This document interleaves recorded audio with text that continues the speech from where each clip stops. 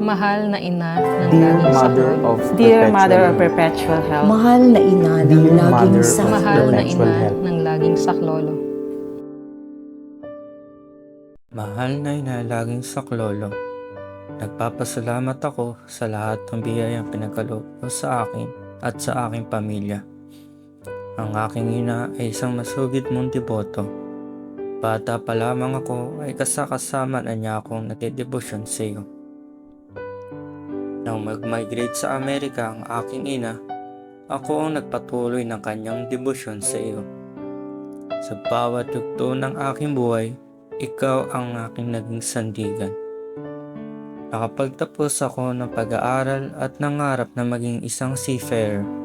Buong sipag at tiyaga akong nag-apply sa iba't ibang kumpanya. Dala ang pag-asang mabigyan ng pagkakataon. Ngunit sa kabila ng aking paghahanda at pagsisikap, maraming beses akong hindi pinalad na matanggap. Sa mga panahon na yon, hindi ako nawala ng pag-asa. Sa gitna ng aking paghihintay at mga pagsubok na pinagdaanan, nagsimula akong magnobena sa iyo.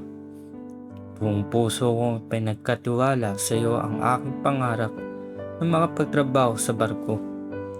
Mabilis lumipas sa mga araw, natapos ko ang 9 days nobina nang may buong pagtitiwala sa iyong pamamagitan.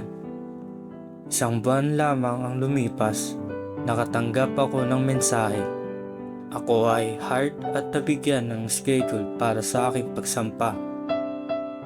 Ngayon, habang naghahanda ako sa aking pag-alis, tunay kong masasabi na napakabuti mo.